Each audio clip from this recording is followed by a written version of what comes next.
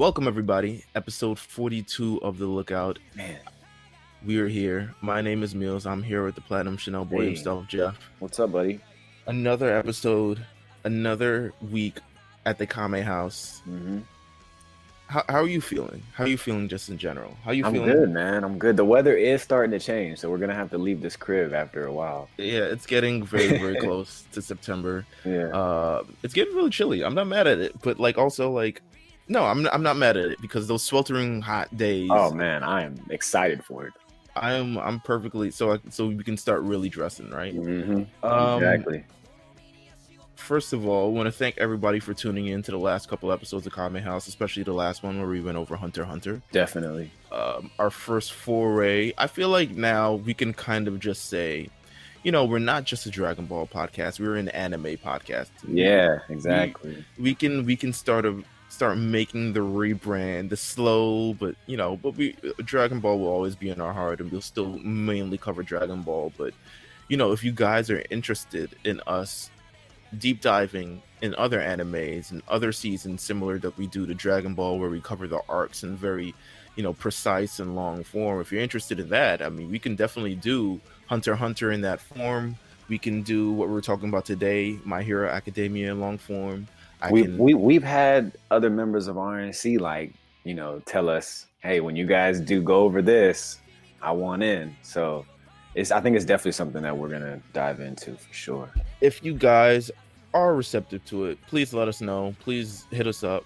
I'm at Meelz TV on Twitter. Jeff is at Old Newsboy, and the main account is RNC Radio Live, which you should be following to get every sort of update on everything that's going on in RNC. But yes, the summer is winding down. Mm-hmm.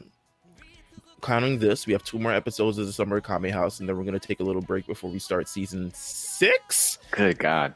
I think of The Lookout. We've been renewed for season 6 of The Lookout. So before we do that, though, we do actually have a little bit of, it's not real Dragon Ball news. It depends. I still feel the same way I feel about this game, whether this news. Oh my God. I had no idea we were even going to discuss this. But the Dragon Ball Z Kakarot trailer that unveiled the Cell Saga part of the game. So everyone won't have to piss and moan. We won't have to cry about it in terms of just like, oh man, are they really just doing the first arc? Yeah. That's so lame. No, the Cell Saga will be there too. Does this change your perception of the game, even in the slightest? No, I still don't have any plans on actually purchasing this game until it hits under $20.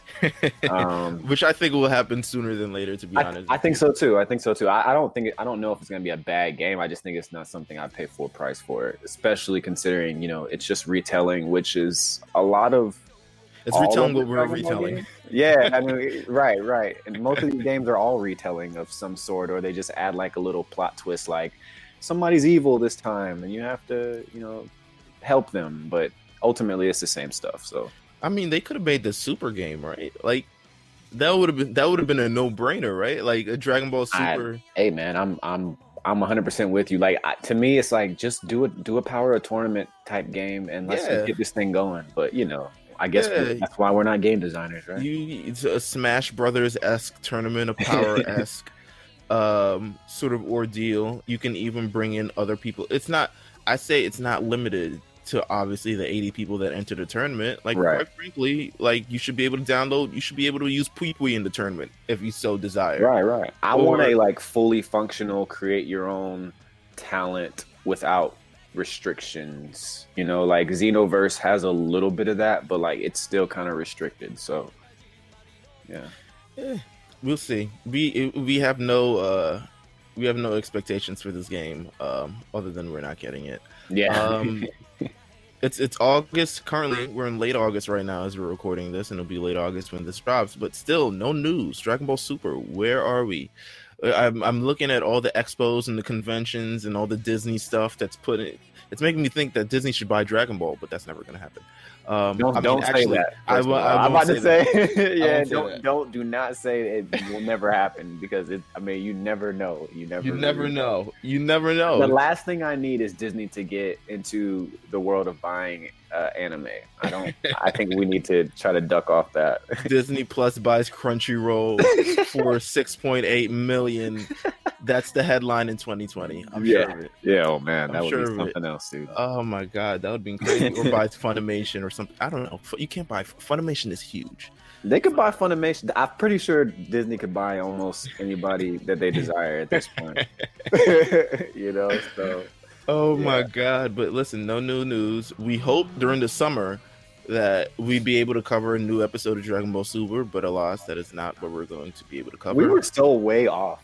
Like we were, but all the information said, all the leakers, everybody, they all said it for sure. I mean, we were off though. But with all that Dragon Ball news of the way today, my pick of animes to go through this week.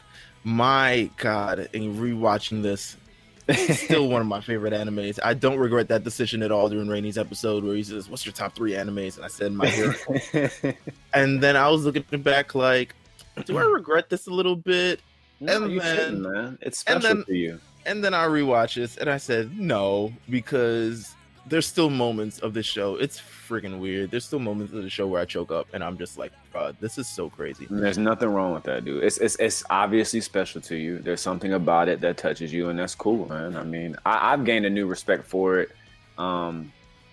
rewatching this past week because I was in the middle of watching 2 animes this week. Well, all right. So actually, we didn't go over what we're watching. What are you watching? Currently, Demon Slayer is like, I mean, it is just everything to me. Like, it's so good. I want you to watch it because we really need to discuss it. It's beautiful. It's passionate. It has great character development.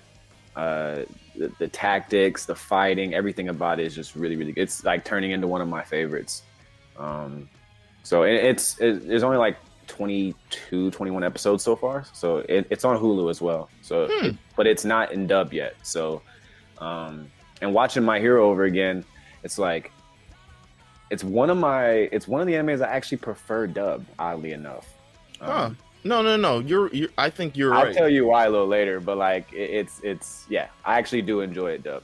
So I wasn't watching anything really until last night, until I decided as I'm watching Hero, and I'm just like, you know what? Let me take a break from this. Let me try something else out for a change. I've been wanting to try another anime out. Netflix is promoting their new anime. How do you feel about Netflix brand animes? Well, they're gorgeous. Like to me, the one thing I do like about Netflix is they do tend to put money into their products, whatever it may be. Well, they have a lot of it. They have a lot of it, right? So bad or good, story-wise, they look beautiful. So I think that's the plus. But them getting it right. Like I remember when Jaden Smith, like the Jaden that anime, which I personally think it's awful. I think it's terrible. Yeah. I don't care who's in it. All my favorite people are in it. Yeah, it doesn't matter to me. It is terrible. It's to bad. me, and I'm sure there's people out there that enjoy it or whatever, but it's just like, I don't know. It's something for the sake of something, but it's really nothing. Like it's the most hollow anime, one of the most hollow animes I've ever seen, to be honest with you. And I love Jaden Smith. And I love most of the people who are in it, but it's the people involved are great, but I think I see what their intentions were. To do it or try it or whatever, but it's not good to me at all. I was watching Cannon Busters, the first episode of it. It's this anime, came out. It is, I believe, it's based off a comic book that was. I'm trying to remember. I don't want to mess up this guy's name. That's really why I'm just pulling this up right now. I don't even want to talk about names after watching. No, but it's an American name. I just didn't want to mess it up. Oh, okay. He's black. It's a comic book written by LaShawn Thomas. LaShawn Thomas he's worked on lots of stuff in the past. Notable, pretty much most of your black favorite animes like Black Dynamite, The Boondocks. Right. This anime is gonna be special, like what you're talking about. Yeah, Cannon Busters. So Cannon Busters is out. Majority black cast on this anime. I've watched only episode 1. It isn't. You know what? I can't say I have a strong opinion on it. I definitely have to get through the first, the rest of the 11 episodes of the season. Right. But it's interesting. I like the main character. I like the cut of his jib. I like the subsidiary characters that have joined as well. It's kind of like this old Western sort of but black, but like futuristic kind of deal. Right. Just based off the first episode, I saw a couple people watching on the timeline, but no one has really been like proclaimed like this is good. Right. But you know what? I think it'll get there. The first episode did a lot to say, let me check this out. And that's all you can sort of ask for a first episode. Mm-hmm. And that actually transitions us into what we're talking about today, My Hero Academia, because I had a similar sort of experience watching that first episode. I had the opposite. Go ahead. With My Hero, actually. Those first 2 episodes are actually a bit of a turnoff for me. Because of all the crying? Dude, okay, so first of all, the crying is... I don't mind... the main character being emotional. I think we've discussed this before. I like emotional characters. Sure, of course, yeah. But dude, I mean, there's times where you just like you gotta like I love the flashbacks. Him as a child, like that was the cutest thing in the world. Like he was a cute kid, right? But the crying there is cool. But man, 13, 14 years old, like. But here's the thing. All right, so we're getting into My Hero Academia, or if you're a purist, Boku no Academia. Oh man, I don't. Man, see, this is what we're going to talk about. Why I like it dubbed better. All right, here's my first question regarding this. Mm-hmm. My first question, and it recently came to me as I was watching this again today while making breakfast. Honestly, is this like an industry plant kind of anime? Okay, I'm so glad you said that. I got it. Look, I got into My Hero. This was the first anime that I got into due to social media. Yes. Period. Like I really didn't have any like grasp towards it. I seen photos. A lot of times I'll see pictures of characters and I'm like, that looks awesome. And then, you can click on the tweet and like see what their name is. And then you do your Googles and whatever. Yes. I mean, I don't know if I want to call it an industry plant because I think it is like, it's good. Like sometimes I guess, well, what industry plant has like that. A negative kind of. Right. Yeah. So, I mean, we can say that, but I don't think the show is bad. Like, I don't think it's a bad series. So, but if you want to say like, is it plugged in? I think it's a bit plugged in and it has like corny moments, but like the corniness, it works with the theme of the show. You like it. So here's why I asked that question. I asked that question purely because, to me, first of all, once again, I learned this off of social media and a lot of people were watching it as well. And a lot of people recommended me to watch this. So, I'll say it off that, but I won't say that it's an industry plant because of that. I'll say this because this seems to be like one of the most funded. Obviously, there's an intention with it. It's done really, really well in America very, very fast. Mm-hmm. And to me, there's kind of really no other, I don't want to say there's no anime like this, but there's no other anime that feels like it's more for, to me, this feels like it's more for American audiences than Japanese audiences, despite being made in Japan, obviously. Right. I would say it seems like it was built with the intention to blow up in America. That's what I'm saying from this. They took advantage of, the Marvels and DC, right? That thing and that being a huge money getter as far as theater is concerned and like film. But like the show itself is like the culture of the show is very like American. I mean, I know it's like they have actual places and they talk about Tokyo and stuff like that. Like actual series, but like the speech, like it's definitely planted. I guess you like, you know what I mean? Like it works, but I just feel like the way that it's like presented originally. I like to see violence fairly quick, but real violence. Right. Okay. You know what I mean? So like it took me a while, dude. Like to like the first 2 episodes. I was talking to my friend this morning. And I was like, man, like it's just it just throws me off a little bit because All Might is Almighty when he's in like an American. Yeah, dude. Right. He says Detroit smash. Right. Michigan smash. Missouri smash. Like I get it. You know what I mean? But it's almost like I don't want to say making fun of superheroes in a sense, but like they definitely go. It's like a satire. Yeah, Yeah, but it works. It works for the show. Like it 100% works. Now, this show, once again, it's become popular in the United States. I realized its popularness when that movie came out, and it did like fairly decent for an anime movie with a limited release and limited theaters and all this other stuff. And then I was going to watch it, but then a friend actually slid me. No, did he? Yeah. You know, so I was gonna watch it in theaters, and then I immediately say, you know what, this is fine. Right.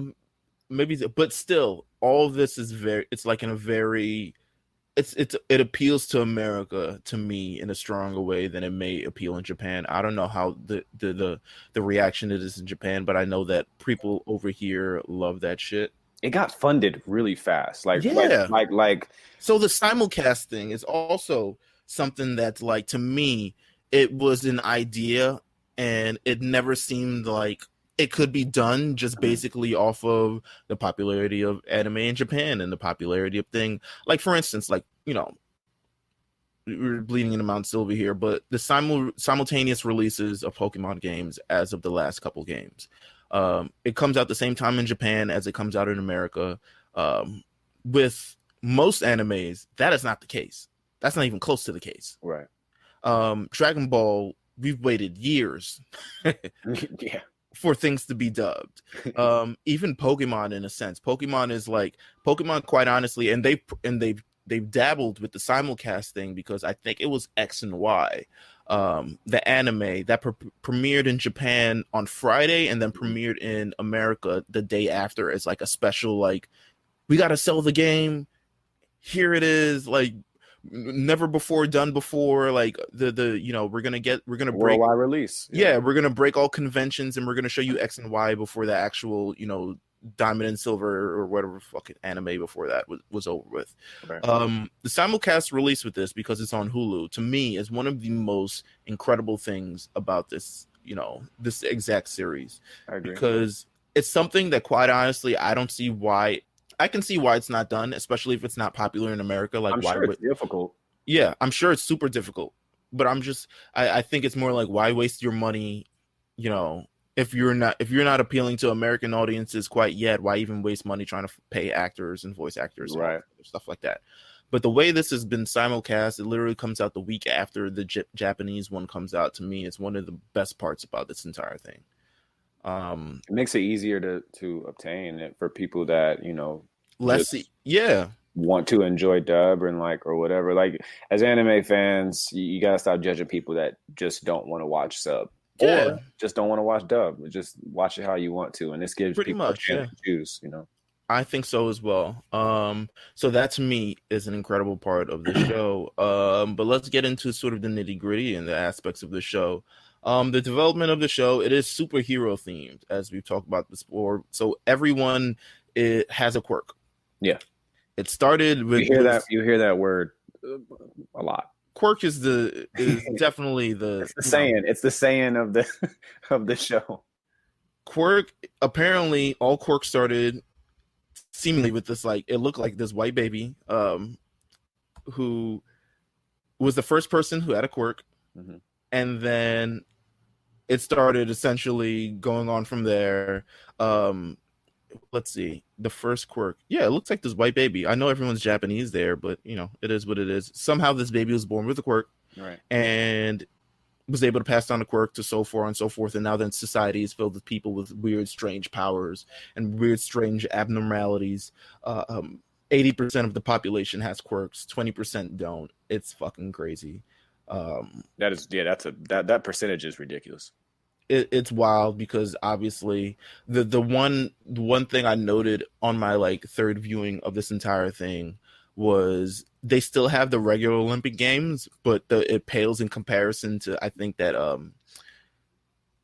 the USJ games, like those, right, the ones with quirks. I mean, the regular Olympic Games now, the ratings are so bad for it because of now everyone's watching those, essentially the equivalent of Olympic Games with people with quirks. Right. And I'm jumping ahead because that's more of a season 2 type of deal. Yeah, that's okay.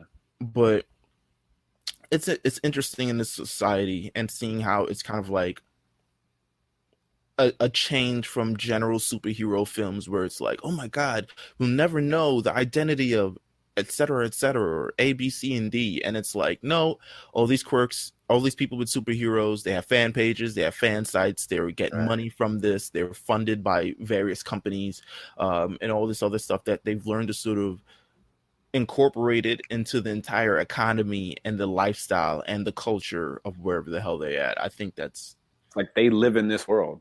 Yeah, you live in a world, people have quirks, they're heroes, they're villains. The heroes are pretty much like it's pretty much governmentally controlled,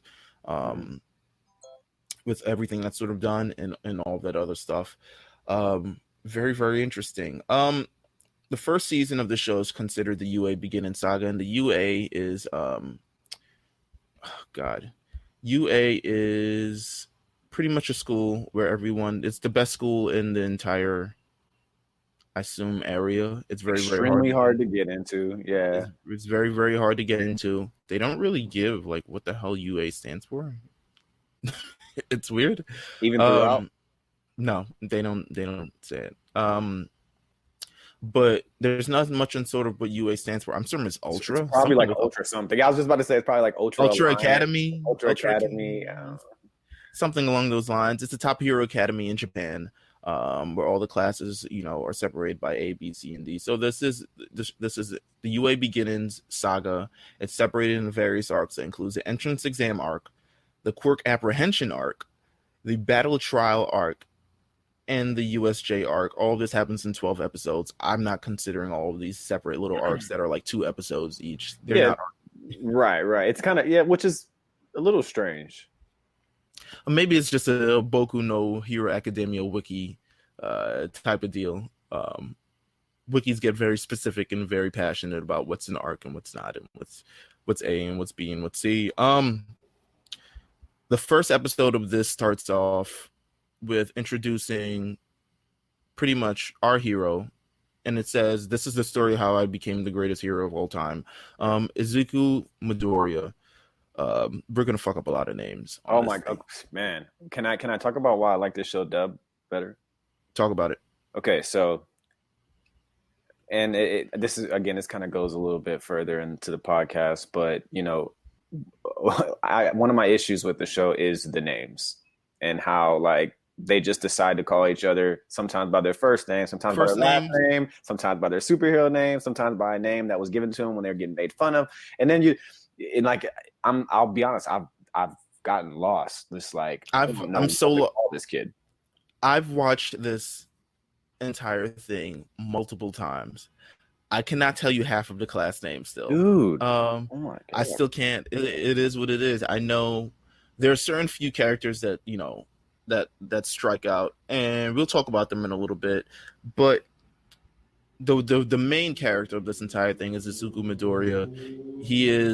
His hero name is Deku. Deku. Deku is like that's the go-to. That's the go-to. Yes, that's the go-to. But I'm gonna be switching through all of them because that's fine. I get it. I have no idea what to fucking call them. But we get this. We see they introduce like heroes and all this other stuff, and the first baby was born, and now Mountain Lady shows up, and she's like super popular because she captures this villain. She's got so many fans. She's making so much money. Shout out Tree Man. Shout out. I don't like Tree Man. Who's your favorite random quirk? The fire hydrant guy. Who like stop people with like he's able to control water. Yeah, no, the crazy again, this is a little bit, but like when the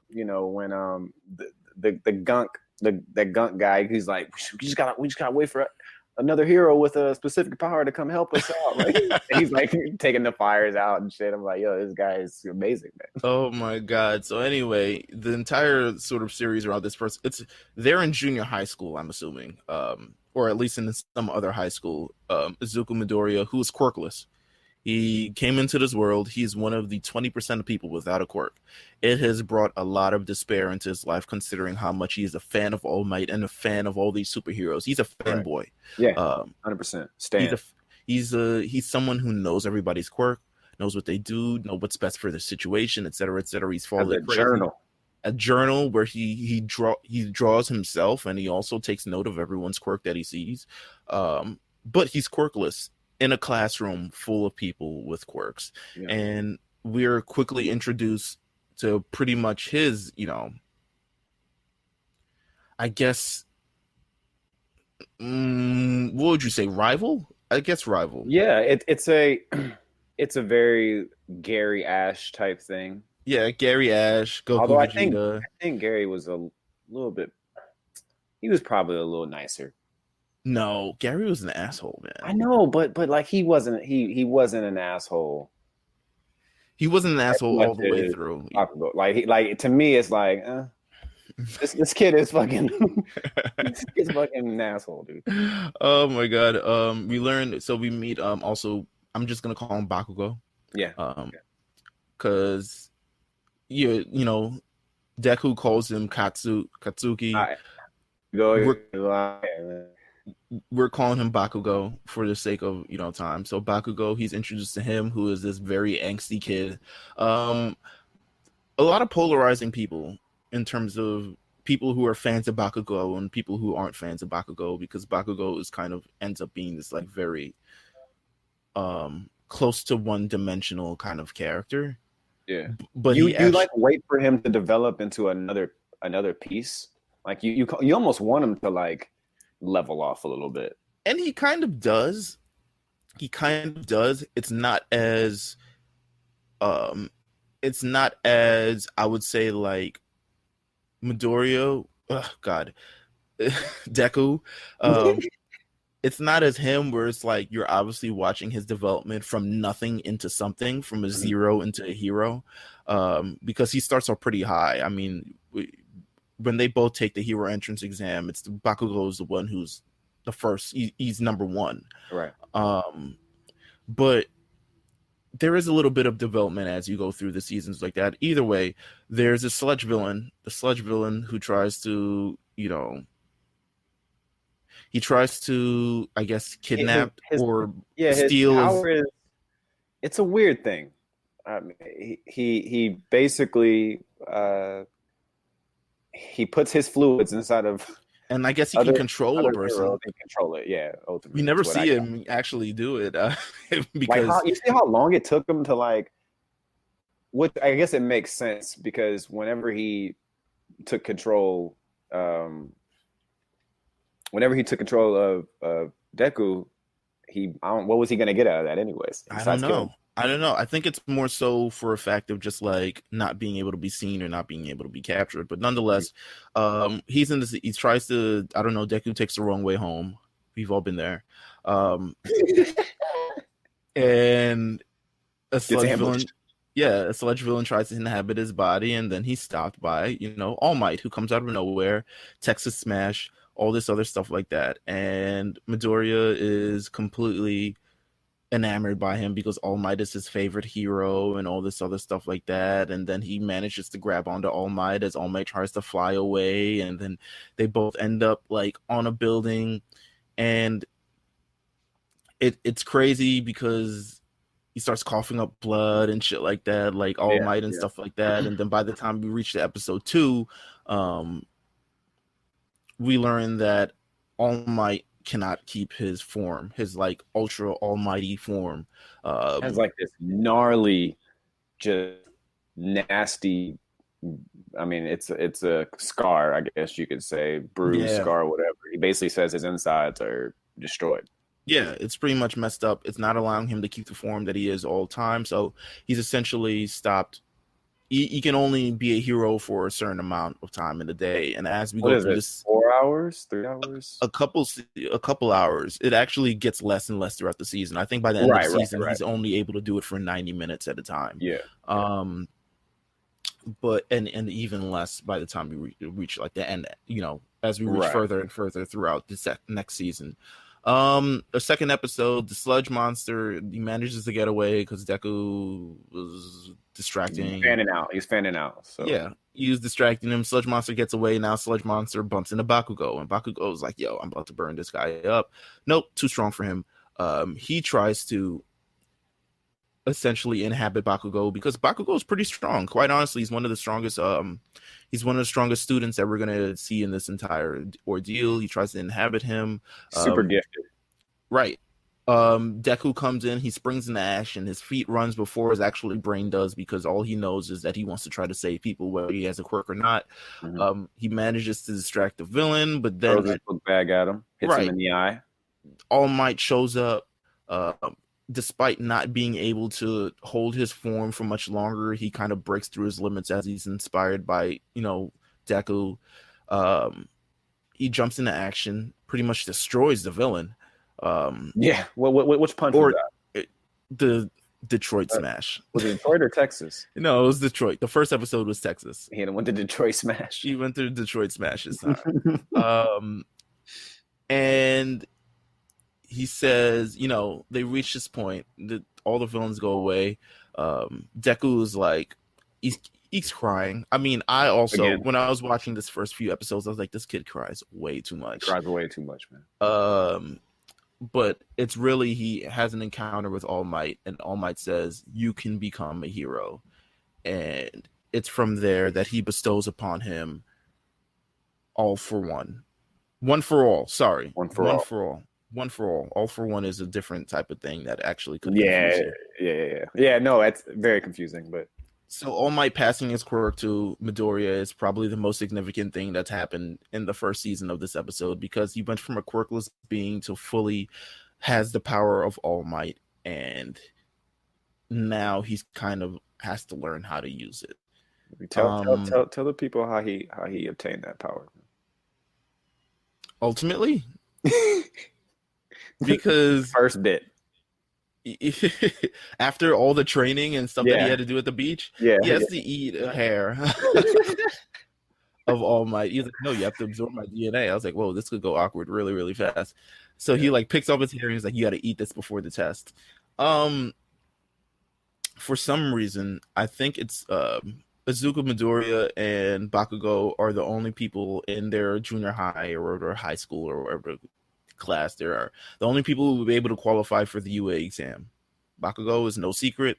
Midoriya, not fully sure because he had no quirk at the time, but there are people in the school who actually don't have quirks or who don't have like strong quirks. As we learn out, you learn more in season 2 as they flesh out the pointless school. Yeah, a lot of pointless quirks. Yeah, they flesh out the school and all the characters a little bit more.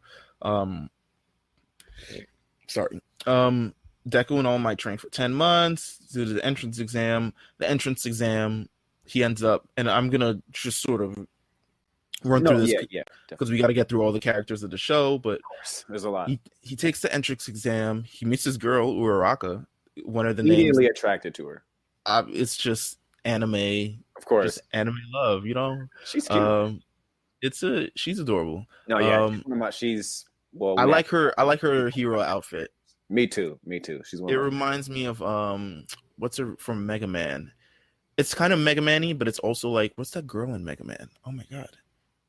Deku like immediately saw like, of course they give her like these fucking stiff boobs like in this suit or whatever. We're gonna talk about all the sort of things that we've seen in this high school, right? With the actual sexual like undertones of the show. But they go through the entrance exam. Deku is doing terribly. He's got 0 points. Everyone's wiping out robots and shit like that. Everyone's like wiping them out by the numbers. Bakugo's doing really, really well. Uraraka, for some reason, her quirk, which is only to make things float, she's doing very, very well. That kind of shows you like you can have whatever weird quirk, but if you know how to wield it or use it, you can make it extremely powerful. Yeah, you're good. Which is generally like what the purpose of UA is, to really sort of build and develop these quirks and enhance on these quirks so you can become a very strong superheroes to continue to protect society and et cetera like that. But then Deku, in the last few minutes, there's this giant robot. Uraraka is pinned down. It looks like she's about to be crushed. He shows up. He uses one for all. No, he uses it's punch. It's the same punch. Isn't it? It's the same punch. I don't think he calls it out of state or country or anything like that. But no, he uses the power of one for all to jump high in the air, so he breaks his legs as he's doing that. He reaches the robot and uses it on his arms and punches the robot, destroys it, but breaks his arm in the process. It's a weird scene. He's just like, he's got, what is it? It's his left arm that's still okay. Yeah, but you know what? I like that. I like that aspect because it's kind of showing you. First of all, the show is a lot of development with this power and things like that, and like how to use it, when to use it. It's weird. They're saying like, yo, he can use his full power at the beginning, but there are consequences from it. So yeah, All Might warned him as well, right, about this. So it basically destroyed his limbs doing it, but he can do it. It's just very, very risky. So they essentially limit his power throughout the entire series. Not only bring him up to speed with the rest of the class, but so he isn't super strong, punching out people. And it's very smart. It's not One Punch Man, guys. It's not One Punch Man at all. Makes me think who would win. I know, right? But he gets accepted into UA. He cries, of course, when he gets accepted into UA, and all his limbs are, you know, when they have a hero called Recovery Girl who kisses you, and then all your limbs are back to normal. A weird version of Senzu Bean there, or Chansey. A kiss, yeah, or yeah, no, it's a weird character, but I like it. Oh my god! So he gets into UA, and we're introduced to his entire class. Anybody who stands out to you in this class besides everyone that we've already my favorite character is Shoto, who was by recommendation in Todoroki. He was one of the only 4 students in this in the class who didn't have to take the class. The exam. It was just put in by recommendation. He is cool. He's cool. Yeah. First of all, visually, he has a great look. I think his design is incredible, and you see Megan Thee Stallion has done it plenty of times. Right. Todoroki Tina. Exactly. And at first I didn't know his ability, of course, even with the half ice costume, it's kind of cool or whatever. But when they do the fake atomic bomb, like he was like, look, I'm about to just freeze this whole building. Yeah. We're going to walk up in there and win this. I love it. And then he melted it. It was fire. But, I love it. If this was the first season, the only season I watch, I'd be like, he's good. There's something missing about him. But they flesh him out really, really well. Yeah. Throughout the second and the third season. And he is still incredibly strong, but he actually becomes like more one of the classmates instead of like, I'm by far the best and the coolest and the most, strongest and all this other stuff by that. Anybody else who stands out to you? I will show you the list. Let me send you the list. Yeah, I'm on it right now. I mean, we can talk about how funny. Well, to me, I don't know what we're gonna call him. We're gonna call him Mineta. No? No, I'm talking about Linda. Who's that? How do you say is they call him by his last name, his first name? Wait. Which one? What's his quirk? He has the family. His family is he's rich. Oh, Ida. Tenya Ida. Class representative Tenya Ida. I like his character, even though it's a little annoying, but like I get it. I get he's it. Hilarious. Yeah, it's funny. Like he's funny to me. He's hilarious. I love him. All of these have very different personalities like that. I mean, you got probably a few that stand out to me in terms of just personalities. At least I already said Mineta. Mineta's a pervert. There's always one immediate pervert. Like. No. Actually, that's one of my favorite. That's really funny. Like that quick little scene where he's like, "I like this school." Like that shit was funny. Oh my god, I'm gonna. It's like the little like perverted voice, and he has his best friend Kaminari, who's like the electric guy, who's also like slightly a pervert, but not as deep as Mineta is. Yayurazu, the class vice representative, the girl who wears the extremely revealing outfit for a 15-year-old. Ridiculously revealing. I mean, the skirt is short. The skirt is short. All that other stuff, but she's the smartest in the class. Yeah. She also was she was also thing by recommendation. She's one of the smartest. She's really her quirk is essentially she can make anything out of any matter out of her back. It just takes time, I guess. Other that I see. Other than that, like the teacher. I mean, Eraserhead. He's a teacher, but Mr. Aizawa. I think his ability is fire. I think the terms on what he has to deal with because of his ability is hilarious. But yeah, he's a cool character. He's in very cool. Mr. Aizawa, eventually when they meet Deku and stuff like that, they're like, listen, we're going to have an exam here. We're going to do a little trial. And the one who loses will be kicked out of the school. And everyone's like, shit. And then the person who loses is Midoriya because he hates him. Mr. Aizawa hates him. Is like, you cannot control your quirk. You cannot have a quirk or you break your limbs every time you have a quirk. That is a terrible quirk. You need to either learn how to use it or you need to get out of get out. So he tries to, tries not to use it. He ends up using it like in his fingers and just breaking his fingers from time to time. Yeah. But it's throughout this entire arc, I think Midoriya just refuses to use his quirk because he knows the consequences of it and he knows that he isn't up to sort of par and able to control it. Yeah, I mean, ultimately his quirk is OP. It's just he just can't use it all the time. I mean, he's really just like, if he could use it at this state, we wouldn't even be like the anime would make no sense. It'd be One Punch Man like we're talking about, 100%. There's a couple other people who end up getting shined throughout this entire thing. I think as we go through the rest of the first season, you get to see Kirishima a little bit, who's the hardening one. He gets a few lines in. Sue, who she says call him Sue, and Midoriya keeps calling him Suyu, or Suyu. She's like, keep calling me Sue. She's a frog. Her quirk is I'm a frog. But she's cool though. She's 100% cool. She's learned how to make frogs cool. Let's see. None of the other people really get any major shine. I like Tokoyami as well. He's a lot of characters. Almost. I would honestly say there's too many. There's too many. No, I agree. There's too many.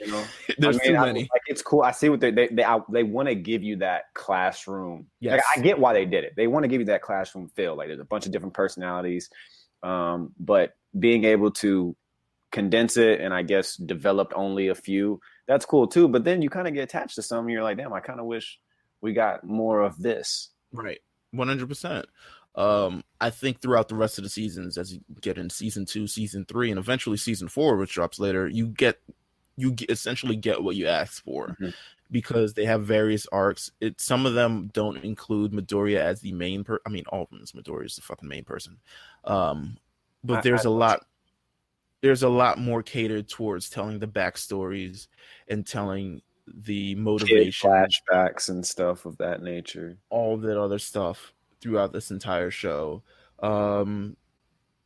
Let's see. We meet the villain soon. All right. So in terms of this, they go through various trials to this, and then I guess one of the major themes throughout this entire show is the development of Midoriya alongside Bakugo and their major rival that ends up leading into this this major battle that's only supposed to be a trial. You're supposed to be like, listen, protect this bomb. And the other one is going to try to capture this bomb, and it ends up being this very deep thing where they kind of show their childhood, where they both were childhood friends. They've been friends since the beginning, but Bakugo I feel like Bakugo wasn't like, he was one of those friends, but like because he got his quirk so quickly, he became super arrogant. And he has a very powerful quirk, to be honest with you. It goes with its fiery personality. Because of that, they kind of split apart. But when Midoriya gets this quirk, and he gets this super strong quirk, and he gets all the affection of All Might and all these other things like that, he's not able to take this well, because he's like, listen, you think you're stronger than me, etc., etc. You think you're better than me. You've been hiding this quirk from me the entire time. You've made me look like a fool. And it goes up.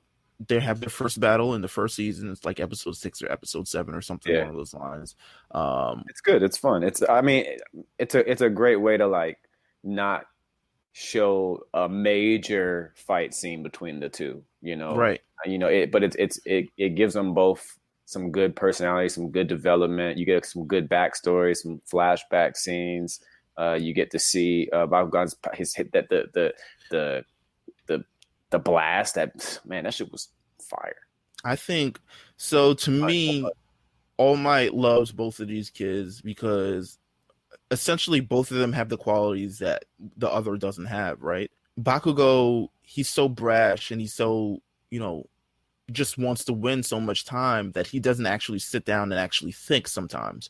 Whereas Midoriya has that process where he thinks, sometimes he even overthinks, but at the same time he analyzes his, the situation that he's in and presents the best solution to, win this fight. And he ultimately does win this battle with Bakugo once he while Bakugo was trying to essentially annihilate Deku. Deku decides to blow the ceiling off and he manages to pair up with Uraraka, who's his partner, and they end up winning this entire battle, which takes a blow to, Kachan's ego, Kachan, which is Bakugo.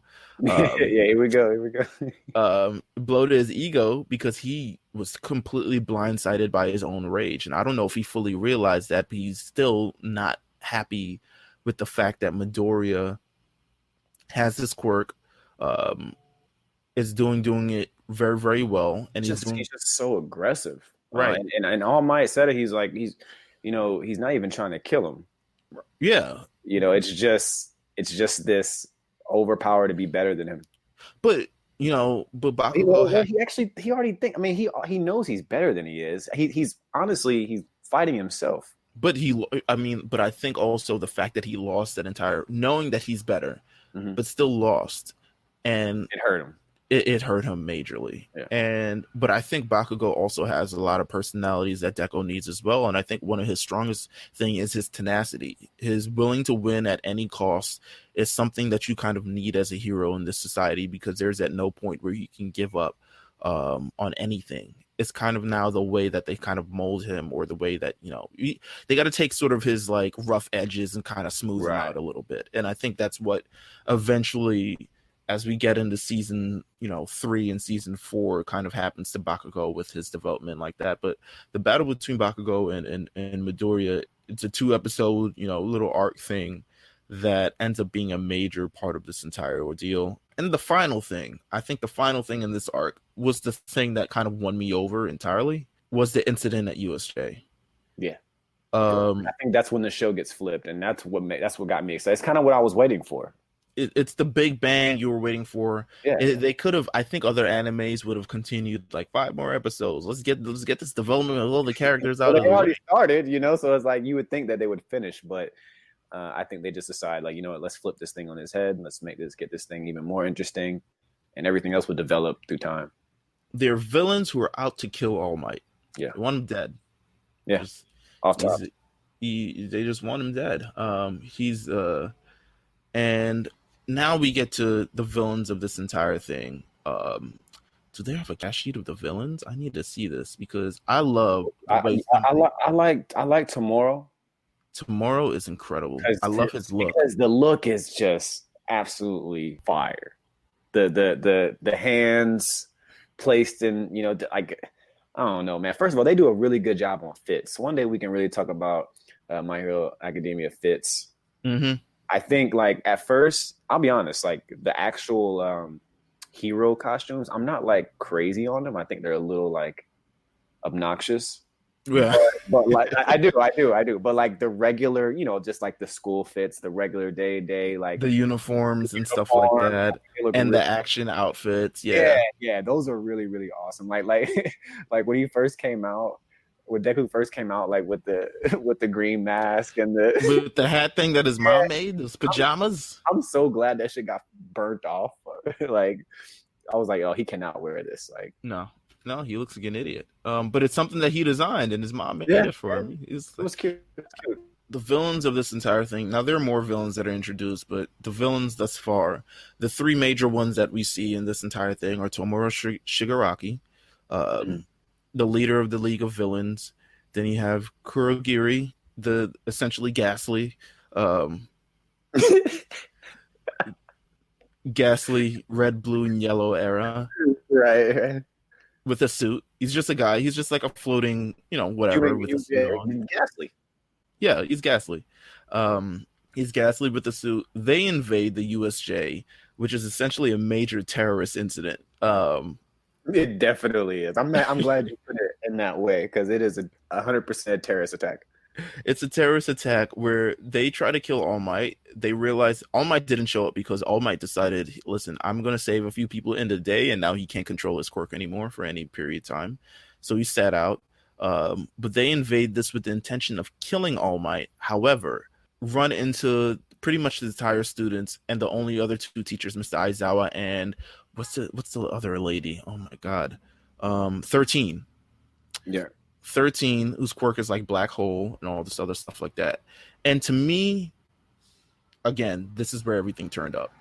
And this is where I fell in love with the season. Feels like, you're right. This is where it feels right. Like I said, major stakes on the line. Exactly. Because I told you, a lot of animes, they'll you'll have somebody's family murked and killed off first 15 minutes, and you're like, okay, what the hell's about to happen next? But this it takes a little bit, but the understanding is there. The suddenness of it all is what really oh shit. Right. It's crazy. For instance, I mean, they get to the villains. You kind of get to see, Aizawa get into action, and boy, does he get into action. They make fun of him because his quirk is not a long range quirk. He can turn off people's quirk with his quirk. If he looks at them, their quirk is immediately disabled, which is fire. But how does that work with fighting? So you get to see kind of how far he is, because he has these sort of, these, I guess, mummy straps or whatever the hell it is that he kind of uses to wield around and throw around his opponents and thing that. 13 is bodied. And the kids have to watch it, which is the worst thing.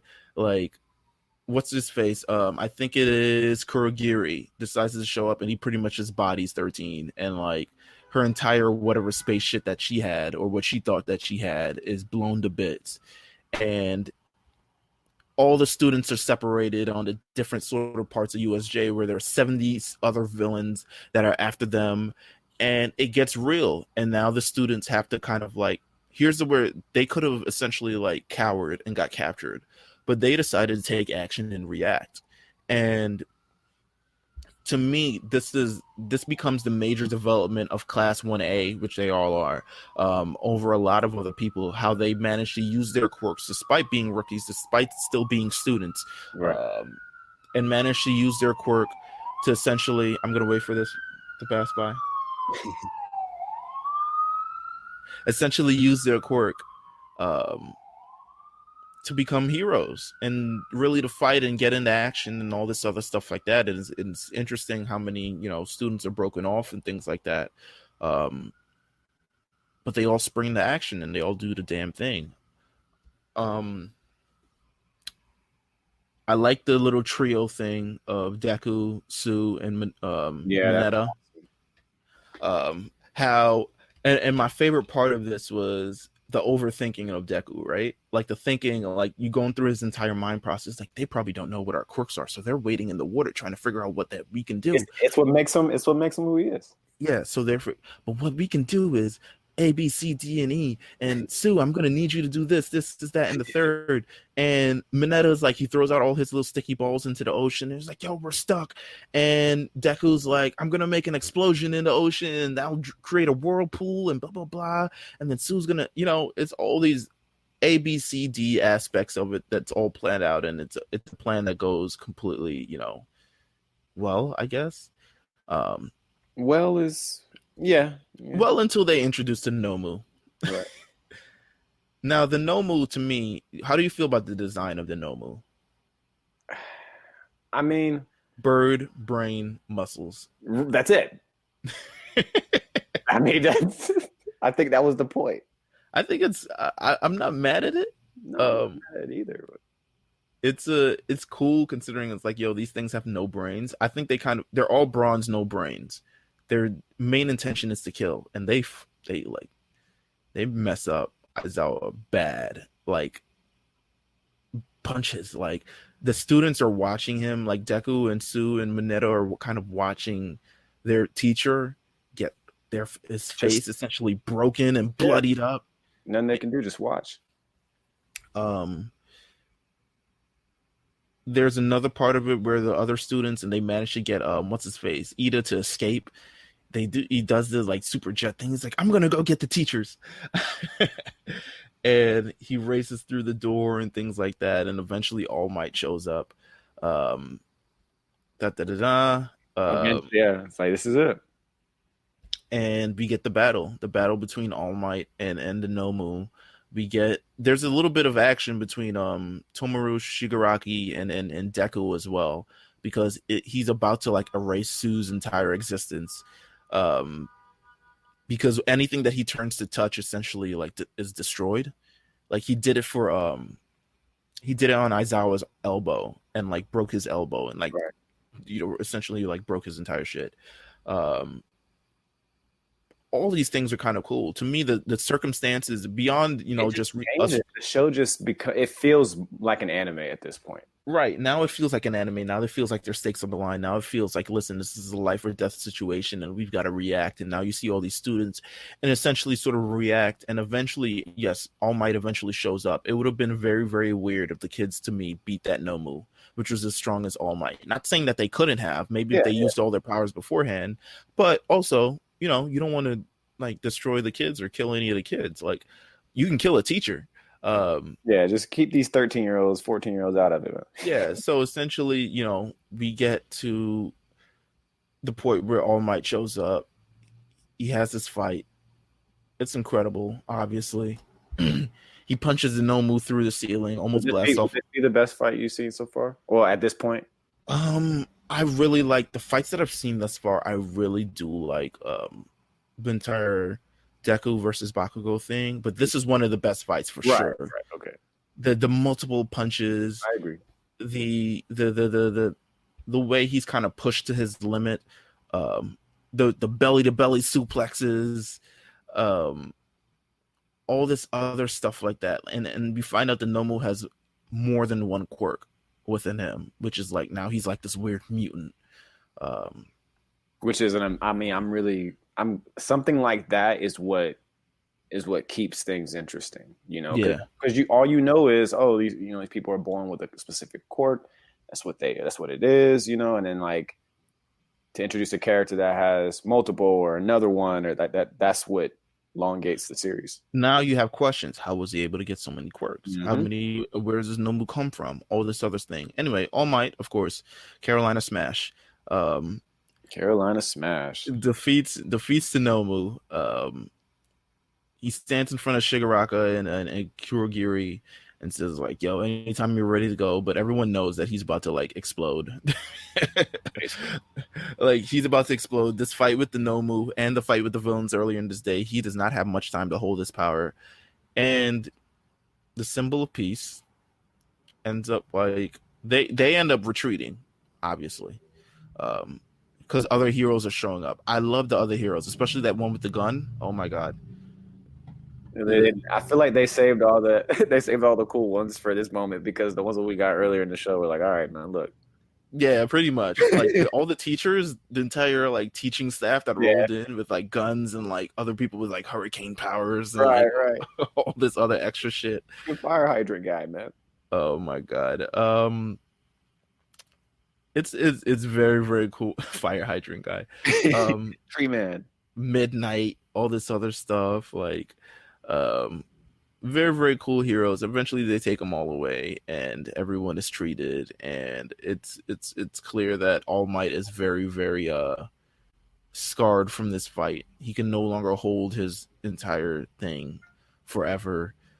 He knows that his time is coming where he will not be able to use his power anymore, and that's kind of why he wants to train Deku to become his successor. And that's really the entire basis of the series. I mean, that's essentially the first season in a nutshell.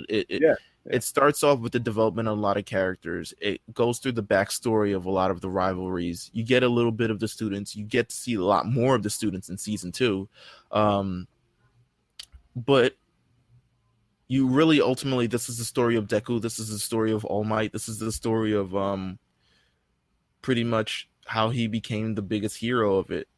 Again, we talked about our pros and cons. My definite con is there are way too many fucking people. Way too many, and like I said, they do space it out later, and you kind of start forgetting about some, but it's just right. Like, man, I would some of the characters you're like, well, I kind of wish you guys did elongate, right, their story.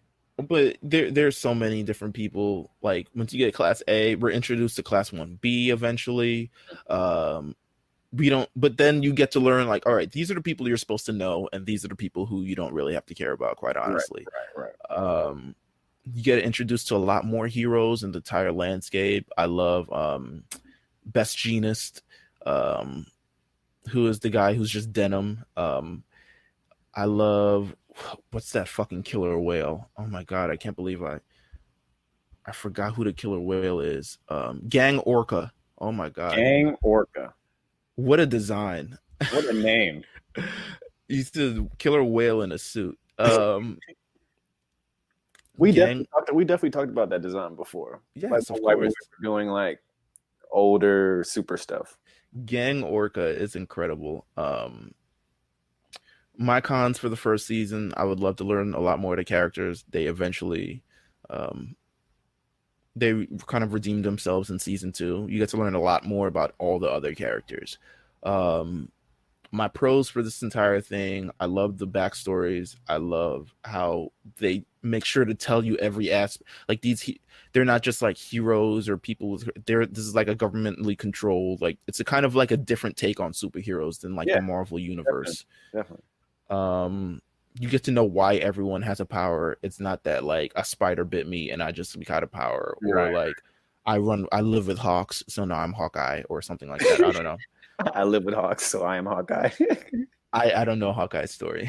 Yeah, no, that's not it, but that's okay. I don't know Hawkeye's story. I'm sorry. Okay.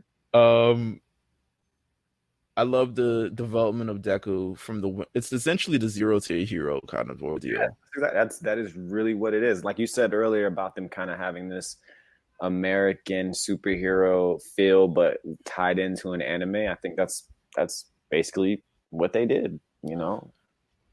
It is incredible. I love the show. I love My Hero Academia. It comes back season 4. When is it? When's the premiere? Or the new season? My Hero Academia series October 12th, so it'll be back on the airwaves. It's this ended before Super and came back before Super. A plant indeed. Oh, God. That tells you how well. Yeah, I'm about to say. That tells you how well it's funded. Like, you get this also. There's a movie scheduled to drop near the end of the year. Another My Hero Academia movie. I forgot what it's called. Let's see. I'm trying to see what's the movie called. It's definitely a movie.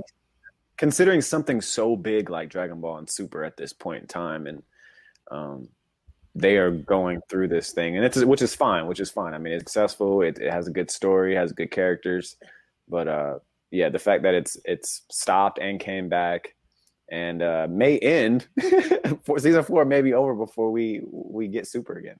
It's incredible. The My Hero Academia movie, season 4, over social media, same big fan, exciting tweet. So the next film will be called My Hero Academia Heroes Rising, and it will open December 20th. So that'll be, every season apparently has a movie. So no, except the first season, the second season had a movie. I think the third season had a movie.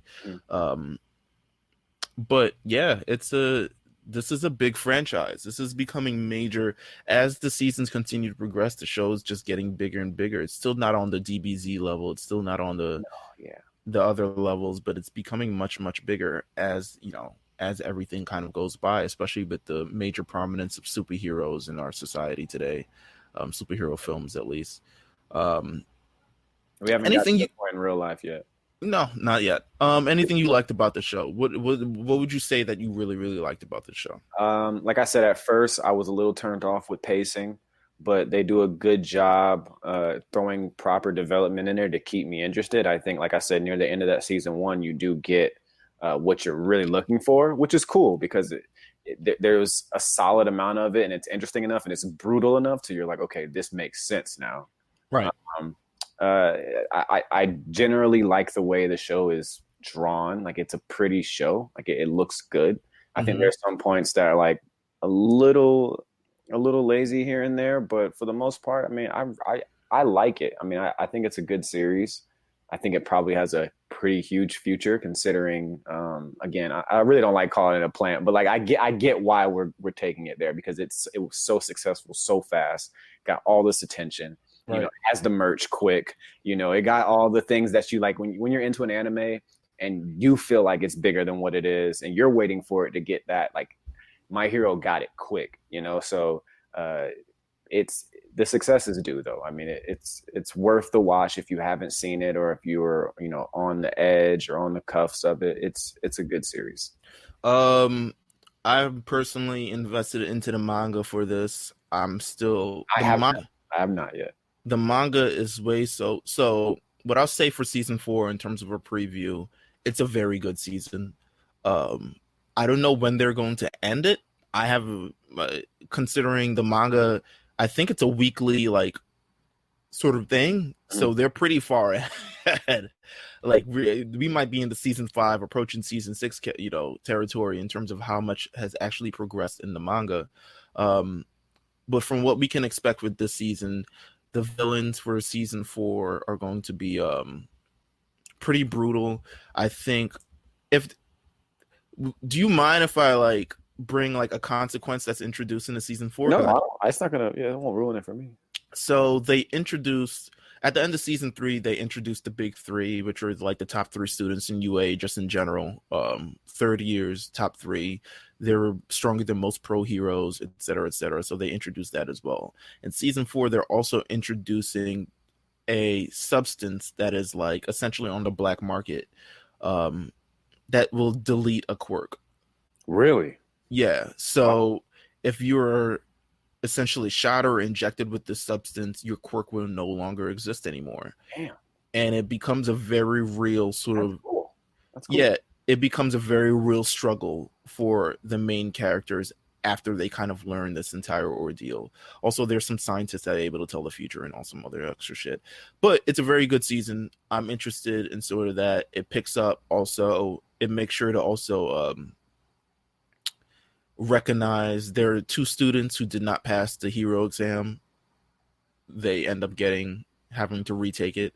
And a bunch of other stuff. Season 4 is going to be really, really good. Season 5 might even be better, quite honestly, depending on how they kind of they end there. But the manga is going really, really well. I'm enjoying it. I really love the show. That's all I can say. But that has been episode 42 of The Lookout, Summer at Kame House. What do we have up next, you say? Up next, we will be reviewing the first episode of Pokemon for the final episode of Summer at Kame House. We'll be Actually, I want to live watch it. I don't know if we can make that possible, but I want to live watch it because I want to see everyone's reactions to everyone's little thing, but I don't know how possible that is. But it will be the first episode of Pokemon that we'll be watching as we get closer and closer to the release of Pokemon Sword and Shield. We also have another Pokemon podcast that features myself and Jeff, and also the God, Pat, Pafifi, if that's what you like to call him.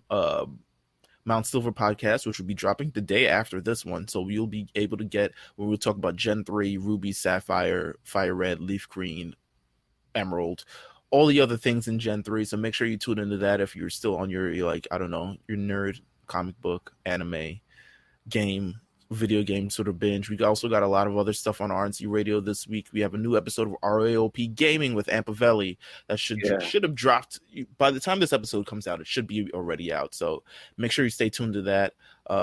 We have another episode of the A Show, of course, as we get closer to episode 100.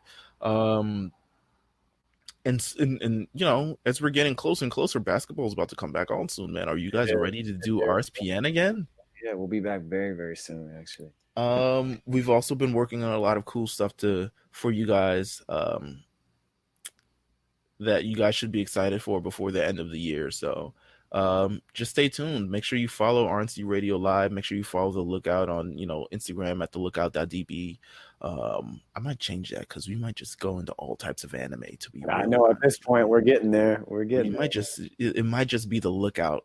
And it might be looking out to the entire anime universe. We'll see what we can do. So make sure you stay tuned, make sure you stay subscribed, make sure you stay ready, because at any time Dragon Ball Super could come back and we'll be right back on your asses. So yeah, this has been episode 42 of The Lookout.